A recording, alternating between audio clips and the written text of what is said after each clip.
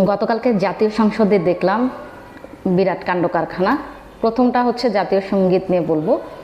জাতীয় সঙ্গীত নিয়ে যা হয়েছে এটা সুস্পষ্টভাবে বাংলাদেশের আইন অনুসারে এটা একটা দণ্ডনীয় অপরাধ। কারণ জাতীয় সঙ্গীত যখন গাওয়া হবে এটার একটা কোড অফ কন্ডাক্ট আছে, এবং যারা জনপ্রতিনিধি হিসেবে নির্বাচিত হয়েছেন, আপনি রাজাকার হন, যুদ্ধ অপরাধীদের দোসর হন, আর যাই হন না কেন, আপনাকে অবশ্যই বাংলাদেশের আইন মানতে হবে।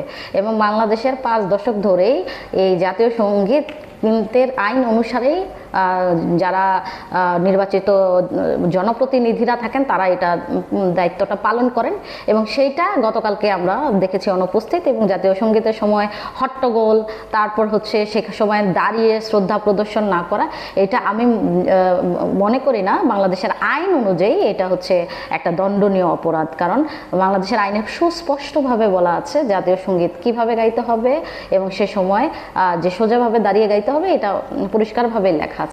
যারা জনপ্রতিনিধি হয়েছেন তারা এই যে সম্মান প্রদর্শন তো করলেনই না, বরঞ্চ যে দায়িত্ব জ্ঞানহীন এবং অবমাননাকর আচরণ করেছেন, এইটা আসলে আমাদের যে স্বাধীনতার যে মূল চেতনা সেইটার এবং মর্যাদা সেটার উপর কিন্তু একটা আঘাত। ফলে আমি মনে করি যে এই বিষয়টা নিয়ে সারা দেশের মানুষ ইতিমধ্যেই তাদের ক্ষুব্ধতা জানিয়েছেন।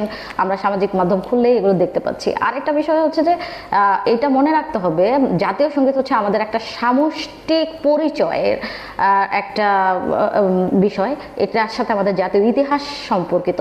ফলে এটা হচ্ছে অবশ্যই এটা খুবই একটা, আমি মনে করি যে এটা একটা ঘৃণ্য একটা কাজ হয়েছে।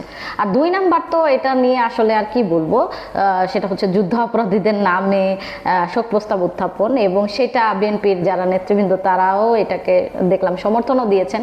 তো এই শোক প্রস্তাব উত্থাপন এটা নিয়ে আসলে আমি আশ্চর্য নই, কিন্তু এটা জাতীয় সংসদে উত্থাপিত হওয়ার পরে এটা পাশ হবে সেটা আসলে ভাবাটাই আসলে একটু কষ্টদায়ক অভিজ্ঞতা, এটা যে কোনো মানুষের জন্যই যারা এদেশের স্বাধীনতাকে বিশ্বাস করে।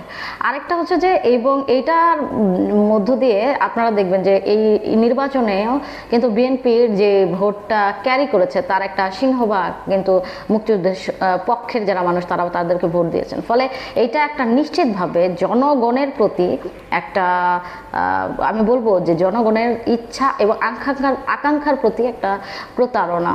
ফলে আমরা